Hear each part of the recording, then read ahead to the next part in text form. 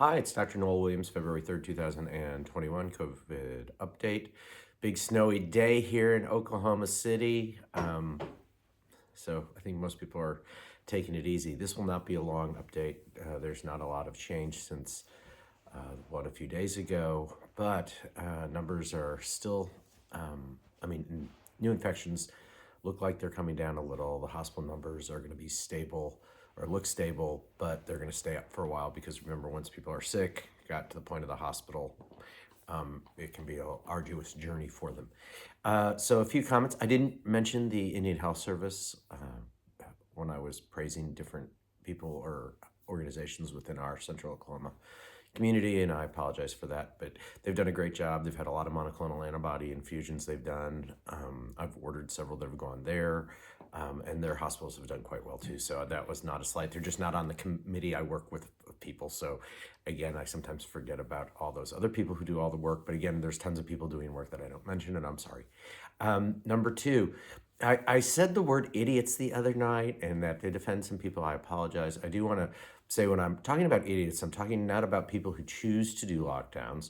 I'm talking about people who are telling people to do lockdowns because lockdowns don't work. And the point of the Johns Hopkins study is, and again, people are so afraid. That's why they still do a lot of mitigation strategies that don't work. And I'm not criticizing people who do that. I'm criticizing governmental officials, entities like Facebook, YouTube, and all these groups that are will take you down for saying mitigation strategies aren't a therapy. Mitigation strategies aren't a therapy. Again, I said in February of 2020 we needed to start wearing masks. We need to use mitigation strategies so we can develop treatment strategies for the virus. Mitigation strategies have never worked in public health as a therapy, meaning you're basing your entire plan on mitigation. They don't work. Everyone at the FDA and CDC who has any public health training knew that. So I've known that since 1987. That's when I was in the public health service. One of the first things we learned in prevention of spread of infectious disease.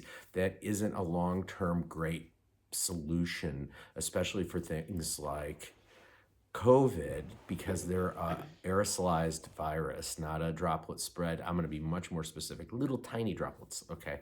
So we knew that was never going to work. They knew it was never going to work. So to promote that still to this day is silly. It's essentially, I think, again, bankrupt intellectually. Now, people doing it is a different thing because they're following directions and they're trying to do what they can to protect themselves and they're scared. So when you have lone voices in the wind like me saying this doesn't work and this is the data that shows it and this is the science that shows it, it's hard to process that sometimes. So I apologize for not being specific on who I was calling idiots, which is the regulatory authorities who promote this. I mean, Sweden announced they were done with all of this because it's all utter nonsense. It's utter nonsense. So that was my point. I apologize. And so I definitely agree that I need to be more specific and careful. But by the same token, stuff happens, so sorry. Number two, I talk like a doctor, but I don't say, so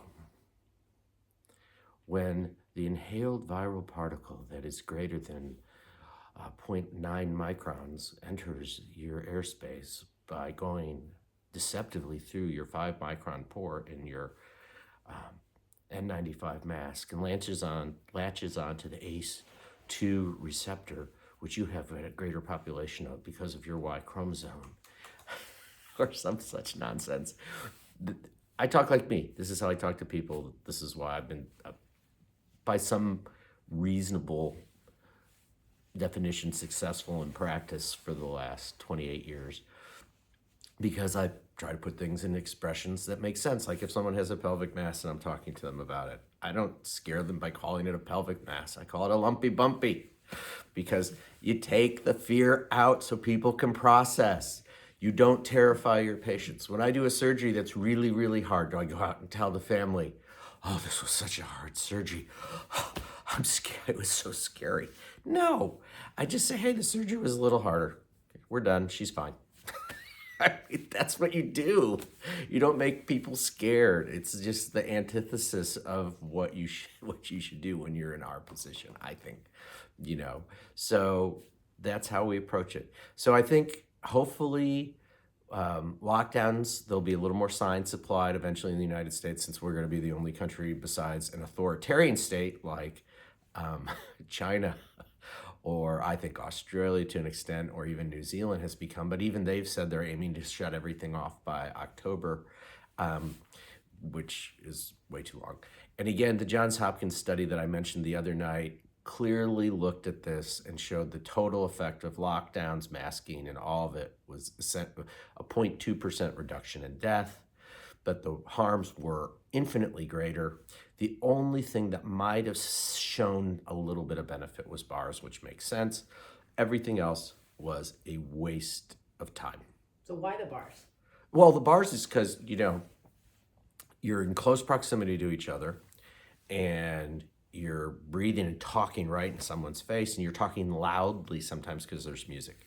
So you're close, you're talking loudly, and a lot of times the people don't know they even have it because they're younger. So again, they're not symptomatic people.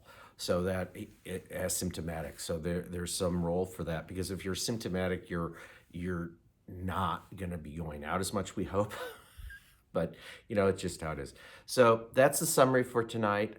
Again, big shout out to the Indian Health Service, all the medical professionals in the community, all the people in the community who are helping everyone everywhere. And thank you. And I think the snow will melt and we'll get back to normal in Oklahoma. Bye.